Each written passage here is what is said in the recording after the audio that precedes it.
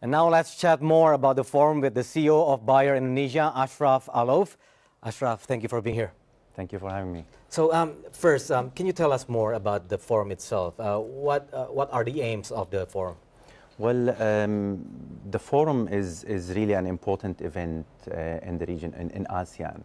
And the objectives of the forum are always to really exchange experience within those countries. You know, there are lots of experiences and knowledge in every country.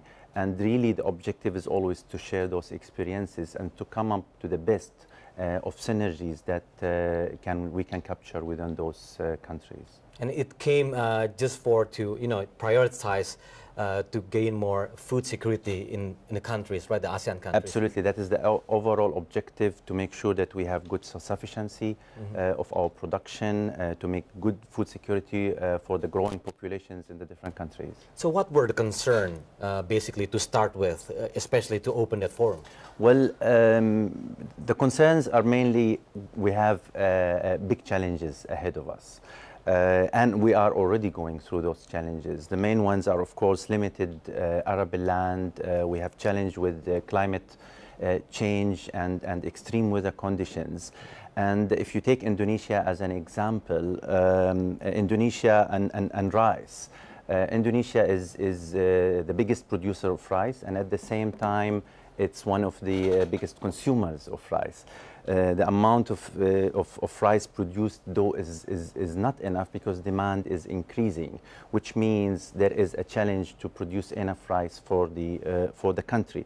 The government has set a target to achieve rice sufficiency in the future, and for that they need to focus on making sure the productivity of farmers and their production is enough to feed the population and to achieve this sufficiency. So before we talk about the productivity, can you explain more about how bad it is right now in terms of, like you said, not enough land to cover all the demands, and about the climate change, about the El Nino, for example. How has those affected the farm right now in Indonesia?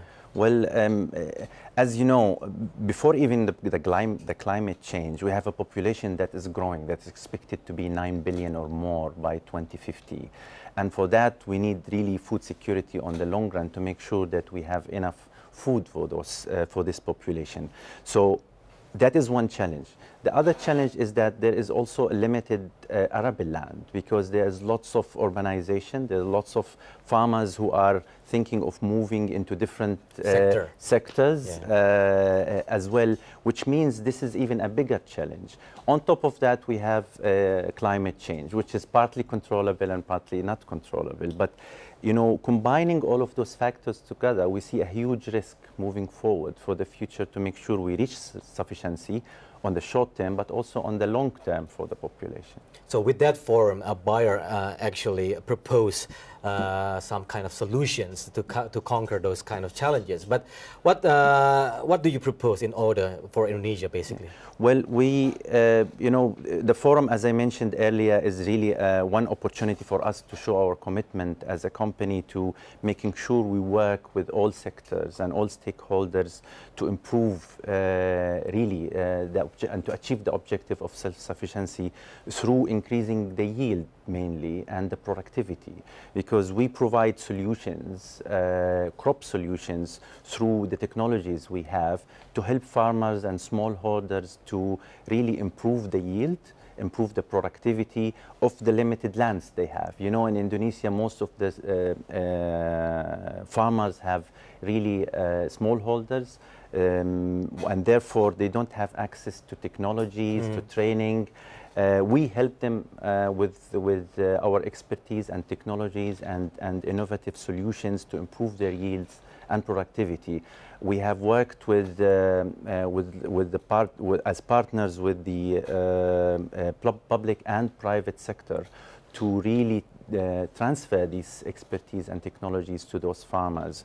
One example we are partners with the government in an initiative called PIS Agro, which is a partnership for Indonesia agriculture sustainability. in agricultural sustainability, and we are the leaders of the rice working group. And in there, the objective of that group is really to work with farmers and transfer the knowledge and expertise and technology to make sure that they really improve their productivity and yield, and also manage the challenges they have, whether it's the land, whether it's the seeding methods, or the management of the plants. And speaking about methods, if I'm not mistaken, it also includes the hybrid crops, if I'm not mistaken. Absolutely. This is also one other example where we provide our hybrid seeds. These seeds are treated with technological processes and products to increase their resistance to diseases, as well as to climate changes and extreme weather conditions, which means we are helping farmers and their families to improve their income and therefore improve the quality of life. So in terms of Indonesia as your market as well, so how is your crop science business in Indonesia so far? Well, if I talk about last year has been very challenging. As you mentioned, El Nino is one example, lots of climate change.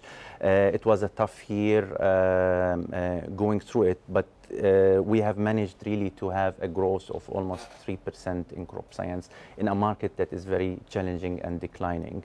While this year we are seeing really a much better situation where we are enjoying a high double-digit growth in our business, and we believe and we have the confidence that we can maintain this sustainable business. This is really, we really have confidence that we can partner and grow with the farmers here in Indonesia through the technologies we have, through the products we have, through the facility we have, as well as with the team we have, which is really determined to be very successful.